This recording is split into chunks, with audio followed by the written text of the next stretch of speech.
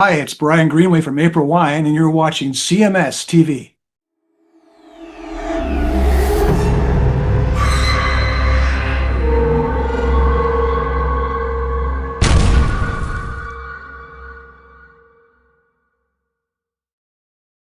It is Chris Akin Presents, and I, of course, am Chris Akin. And today on the show, we get a legend. And I like when we get legends because we get to talk some of the greatest music that's ever been recorded. And this band definitely is one of those bands that has recorded so many great songs. The band, of course, is April Wine. They're going out on this massive Triumph tour here a little later in the year here, and what an excellent event this is going to be for everybody. And here to talk all about it is the main man himself. It's Brian Greenway. Brian, how are you, man? I'm good, Chris. How are you today, man? I'm good, man. It's great to speak to you, man. It's so odd. I've interviewed thousands of bands, and somehow April Wine, a band that I love, has never crossed my path. So it's great to finally speak to you. Well, thank you. We've been hiding. Yeah, so it's 40 years of hiding, right? Well, typical Canadian, we're here, but, we're here. Well, Brian, obviously, man, the big news in the April Wine camp is this tour with Triumph. It's such Triumph aside, and, it's great that they're coming back together and the multimedia and all that stuff. But having you guys on the bill really establishes bringing the Canadian sound of hard rock that has powered the last 40 years to both Canada and America. So why don't we start there, man? Talk a little bit about bringing it to the States as well as Canada, and why this is important for you guys at this point in your career.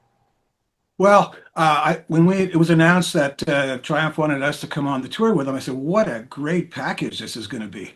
Not only are we friends going out on the road, but I'm sure the road crew will be too. But man, we traveled before together years ago and hitting all these places, the arenas, the places we perhaps haven't been in a while at that level. It's going to be really good for us and really good for Triumph. 30 years without a show, man. People are going to be dying for that first note. Definitely are, man. Well, do you guys? And I know the answer is I know the real or the answer you're going to give me is no, but I'll ask it anyway. Ask the question then. Yeah, I'll ask it anyway. But okay. Are there nerves for you guys because this is such a high profile tour? Every time I go on stage, and I guess it's the same for the other guys in the band too, I feel nervous no matter what. In fact, the smaller the room, the more nervous I get because people are really up close. The larger arenas, they're quite far from you. So it's a beautiful feeling being in a large room, in a big arena, like a hockey arena playing. If you're not nervous, you shouldn't be there. It's because that means you're not really into it. You're afraid of what might happen. You want to do good, so you're nervous you won't. Right. Definitely. Is it ever a case where, I'm asking, I don't know. Is it like stomach bubbling right up until you sing the first note of the song and then it all just fades? Well, we've done a lot of large rooms over the past year. We did 68 shows last year. We were opening for Uriah Heep in England and in Europe in April and in November. We did all across Canada opening for BTO. And now the Triumph thing, plus shows on our own. So we're quite ready. It's not like we've been off the road for a long time. But yeah, you walk up we all have our routine. I notice the dressing room gets a little quiet before we go on. People are going to the bathroom for the last time a little bit more often. Like, okay, I gotta go. Don't want to go on stage. Okay. And the walkout. Yeah, there's the nervous chatter, and then you get on stage. When the lights go down, it comes out. That's where you're rehearsing, your training comes out, and rely on that in yourself because that's what you've done. Just do your training, and yeah, you're going to get nervous, but because you've trained, if you make a mistake, you're not going to blow it and look obvious on stage. You're going to go right back into what you were doing. Sure. Now, Brian, for a band like April Wine with so much history and so many hits, I imagine the set list is very, I don't want to say difficult, but I mean, there's a lot of songs in your set list that we know we're going to hear, Sign of Gypsy Queen, Just Between You and Me, Roller, maybe Enough is Enough. There's so many songs that have to be there. Does a tour like this leave you any room to kind of bring in stuff that maybe you love that was not necessarily a hit? Or does this kind of a tour need to stay more greatest hits-ish? Well, first off, I think any band should be playing what the people want to hear, not what they want to play. You Sure. know, if you have a 90-minute show or a 2-hour show, you can get more creative, perhaps, in doing something, a different arrangement of something. But I know when I go to a show, in a band I want to see, I'm a little disappointed if it's not like what I'm used to hearing. Mhm. So as far as the set list goes, yeah, there's the obvious ones you have to play. So it's from the three albums, really. First Glance, Harder, Faster, Nature of the Beast, and two going back to the on record album and the second album, April Wine, like back in the early 70s. Like could have Right. been a late Bad Side of the Moon.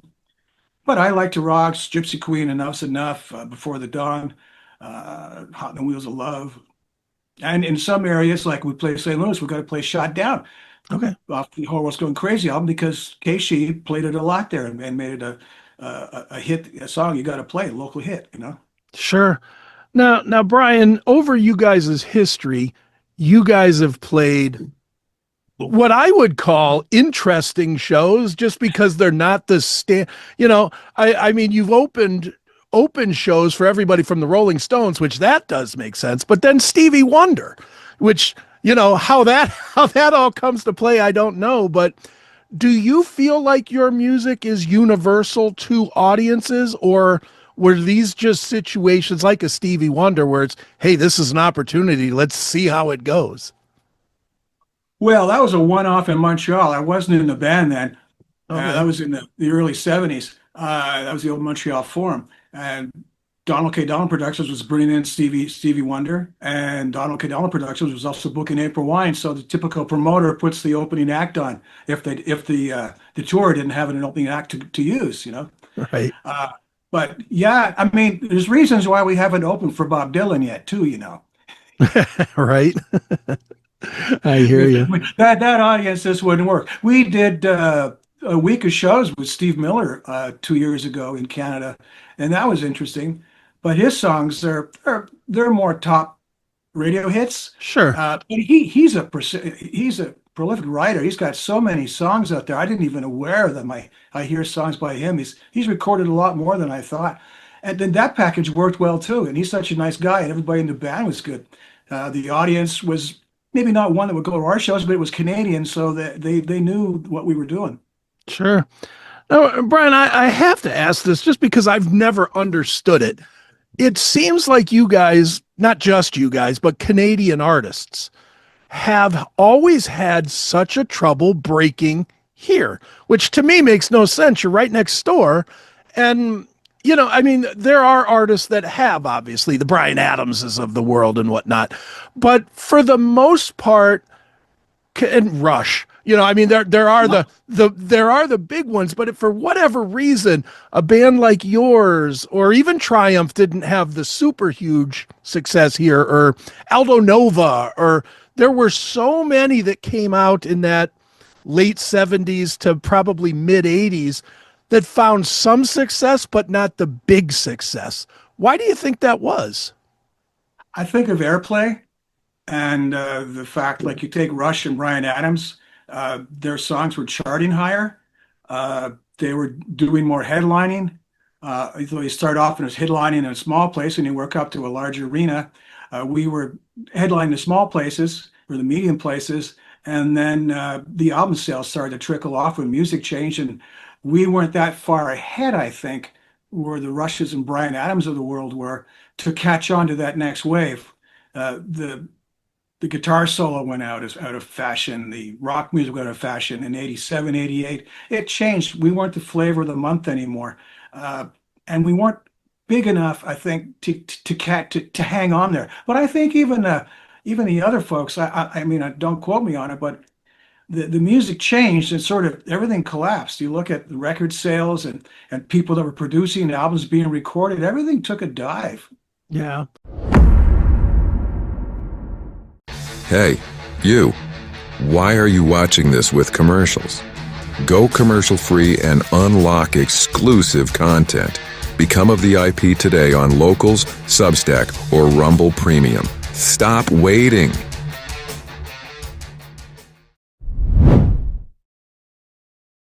It just seems, though, that, and especially with your band, it seemed like you had big enough hits that would have taken you to the, like just between you and me. I can't speak for every market, but, I'm here in Cleveland. That song was beaten into my head by WMMS 14 times a day, which fine. I love the song, but I mean, it got a lot of airplay. It just seemed, and I mean, I go even into the metal world, a band like Annihilator, which is an excellent, excellent band, as good as Megadeth. But Megadeth is here and Annihilator is here. And, I've never understood, I've never gone to a concert and said, oh, well, these guys are great for Canadians or for Dutchmen or for Swedes. I'm just like, this kills or this rocks. I never understood. It almost seemed like somewhere in the mix there was a line drawn between Canada and America when it comes to music artists. I don't know why. And it's funny because in Canada, we got bigger in Canada when we didn't play Canada for the 2 or 3 years that we were touring Europe and the United States. And then when Canada said, oh, they really liked in the US and Europe, they must be okay. That was sort of a Canadian syndrome back then. Why that happened for us, I don't know. It was not enough money spent on production. It was capital. The label at the time not wanting to spend promotion. Were the reps in the field not into it so much? Were other songs distracting from us? Like I remember when Just Between You and Me came out. Also, REO came out with. What's Keep on loving you or something? Keep on loving you, and that was a direct competition for us. Right. So that song charted higher than us. I think we got as high as number 38 on the top 100 for songs. But that depends on the people, and it says my old manager used to say, "Okay, you've recorded the song, you've done the music. What happens from here on in has got nothing to do with music." Right. Definitely. It definitely doesn't. If we knew it. Chris, if we knew it, we'd be exploiting it, and everybody would too. Right. But, there's reasons why only the pros do it. Right. Did you ever think about moving to LA?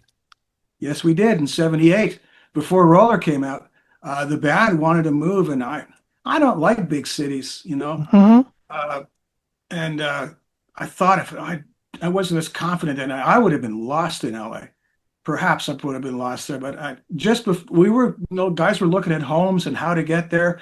And then Roller broke in Saginaw, Michigan off his radio station there. It was a charting station, a reporting station, and it was number one in their town. All of a sudden it picked up, other stations started listening to them, and we never moved because of that one song. No, that's spot on, man. I get it. Well, Brian, moving closer to today, obviously in the last few years, probably the biggest April wine news was the unfortunate passing of Miles. Miles Goodwin passed in 2023. Definitely the legacy of April wine was firmly with him, but now that leaves you as the longest serving member and kind of the primary bridge to the classic era. How does that change how you approach April wine and how you move the business forward? Do you just take lessons that you learned along the way? Do you bring in some things that you never did do when Miles was there? I mean, how does things change? Well, I take the legacy of Miles and I take what we did in the past and how things work in the past and how they apply to the future. When the bass player, Richard Lancier, and the drummer, Roy Nickel, they've been in the band now for like 16 and 15 years. The new singer, which Miles picked before he passed away, he was handpicked by Miles. And I worked with him for 3 months, applying the experience and knowledge that I had of how the songs were recorded, how we were playing them, the little inflections that make the verses different because no one verse is, the chords or the feeling are the same as the previous. Making sure he knew all the little tiny little Easter eggs or eggs that were buried in there. and before we started playing with the band. And that really perked up the rehearsals because we were, over the years, bands, I guess everybody can do that. The more you play the songs without rehearse them because you know them, unless you go into every tour and say, okay, let's try to make this a little different this time. Some bands can do that. Uh, but you have a hit with something, you can't really change the hit too much. Otherwise, people go, hey, that's not the way it was. And if you have a band on the stage, maybe without all the original members, they might say, yeah, it's a tribute band, even though you're not. Right. So when we went to rehearse with the band, Mark started playing the songs as I had taught him, and the other two guys said, no, that's not right. And we said, no, but he said, I'm playing it like the record. He says, you guys are not playing it like the record anymore. We had drifted. Sure. So at that point, we went back to Mark and we all relearned it together. And by the time we hit the stage for the first time with the new foursome, people were really happy that, wow, the band's just like rejuvenated itself. The show pacing was quicker. The songs were more dynamically together than they were before. People were saying, you guys, you really did a lot of work. Right. So on. yeah, I applied it that. As far as how we tour, we had stage shows, this and that, but it's limited to our budgets and how we travel. Opening, you can't bring a lot of production with you. Mind you, everything's kind of shrunk these days. So you have a digital sign you can put up on the board behind you, or you can carry a very light tarp with your name on it, Sure. screen. But other than that, the show is still the show. Digital might have replaced lights and this and that, but it hasn't replaced how you do a show. Right, definitely. Music itself, how you move on the stage and address the audience, nothing replaces that. Nothing Right. ever will, as long as we're humans up there. Sure. And nothing ever should, because that was at least for me, and I'm sure for most people, that was always the magic. The magic was never to see a band and hear it to where you couldn't distinguish the difference between the album and the live performance. The goal as a fan was always, let's see how much more powerful these guys are than the record. That's how I've gone into every show I've ever been to. Is that how you guys approach presenting the music to us? Well, if you could have recorded in an arena and got a good sound, we probably would have, because studios are real expensive. But when you do a big arena, it's a whole different sound. It's made to play hockey in, Mm-hmm. And nowadays, sound systems, you can tune them to the room. You can spread the speakers digitally. But you were coming in with big amps, and people expected it to be different, I guess. If you sounded just like the record, bonus, but rock bands were loud. You see somebody like, say, James Taylor, they're not playing us out. They have a beautiful sound on stage, but it's not a rock show. It's a great show. We come in, we're hitting it. You got those Marshalls piled up behind you, or even more stuff, and the drums are loud. People expect that. We've been told when we were touring with opening for Foreigner, Lou Gramm once said, he says, wow, you guys sound a lot better live than you do on the record. Good compliment there. Yeah, definitely. Well, Brian, obviously, man, this tour that's going to be, goes through June with Triumph, and who knows, maybe there'll be more added or something. I guess it probably nice. It'll depend on how it all plays out. But assuming that the tour ends in June, where is April Wine from there? Do you have plans to tour more, record something? I mean, where do you go after the tour? Well, nobody knows. No. We're gonna roll the dice. Right. I think we're holding off on booking right now for July. I'm not sure because I haven't looked at the calendar and I haven't been told anything because we've had the month off. We probably have more shows. There's a festivals, and if there are more shows, we want to be available for it. Right on. With Triumph anyway.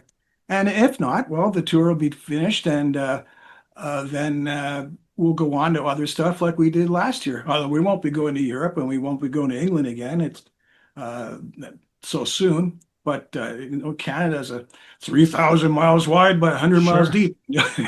Right. And the U.S. is far bigger. Right. Definitely.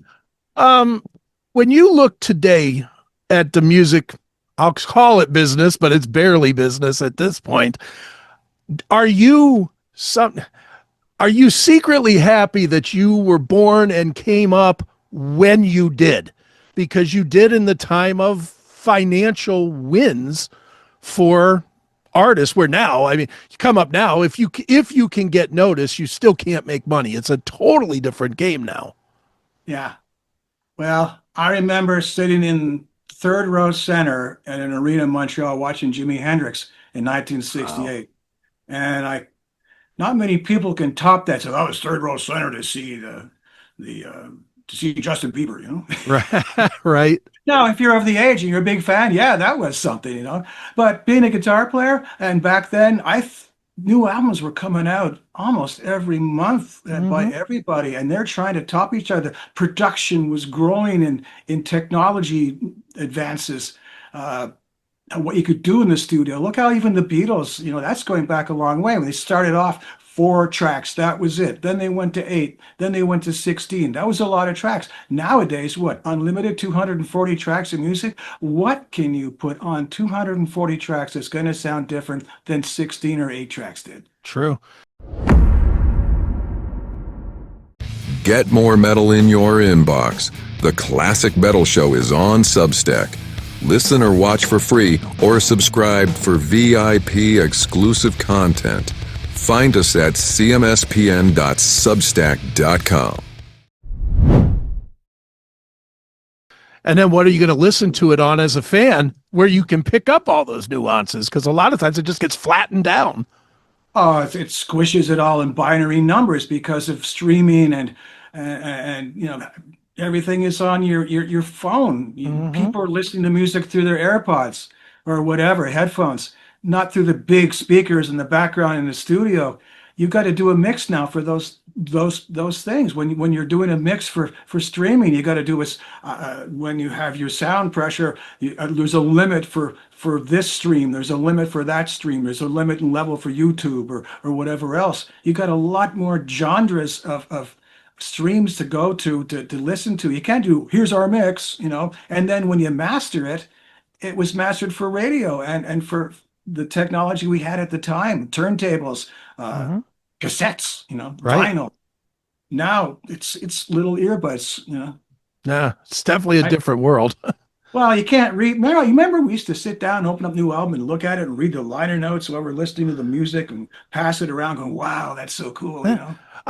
You know what? I talk about that all the time here about how the kids today, I think I think it's one of the main reasons that music doesn't sell anything anymore is there's no skin in the game. There's no commitment to it. When, I had to scrape under my dad's couch and everything to find quarters and nickels to come up with $8.37, which was the cost at Kmart to buy a cassette was $8.37 to come Yeah. up with that. Once I did come up with it and I bought a record, I was just like you were saying, everything was open. I'm learning, well, this was produced by this guy and he also did this, so I should buy this. And this guy also appeared on this album, so I should buy that. I mean, it's how we learned music.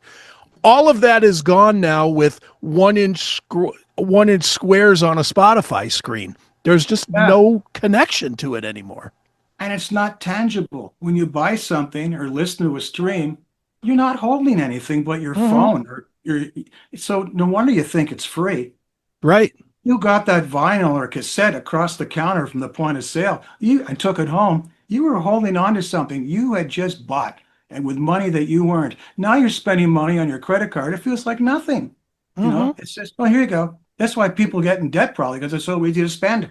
Yeah, that is true. That's true. Well, Brian, it's going to be a great winter with you guys here and into the spring, I guess, with Yeah. with this obvious great tour with yourselves and Triumph. Can't wait for it to kick off. For you, looking at the legacy, we'll wrap here. How do you look at your own legacy? Do you feel like you overachieved, underachieved, achieved where you should have been? I mean, how do you evaluate it as somebody that's been in the band for so long? Well, we all wanted to be an A-lister, right? When we Sure. started out, that was our dream. Uh, I never got there. Some people may think so, but I didn't. Otherwise, it'd be paparazzi behind me right now, right? They're not. No, there's no one there. A C or a B, a B act where I'm doing a lot more than most musicians I know are. And I look at the different levels, and I'm very lucky and happy to have the career that I've had, because I didn't, yeah, I got jobs here and there, and there was bad moments and lean years, but I'm still doing it at my age, and not many people can say that. And it really keeps you happy and young to be doing something you love. So, uh, as my uncle once said to me, he says, how you measure wealth is how happy you're going to be. And if you measure wealth by having money, you're not going to be so happy. But if you measure wealth by the amount of friends you have and the amount of good memories you have, then you're a rich person. Right. Definitely rich in life. That's the way to be. Excellent. Well, Brian, this has been fun, man. Obviously, one more time, big tour, April Wine and Triumph. Check your local Ticketmaster, your local listing to find out if it's coming to your town. If it is, go. Just go. That's the biggest problem we have these days, is getting people out. So, including, Yeah. I fight it all the time myself, but everybody Put down needs, the mouse, get off the screen. that's right. Exactly right. So April Wine and Triumph out on tour in the going into the spring. It's going to be a great time. And Brian, this has been fun. Thanks for joining me here on Chris Akin Thanks, Presents. Chris. Fun talking with you.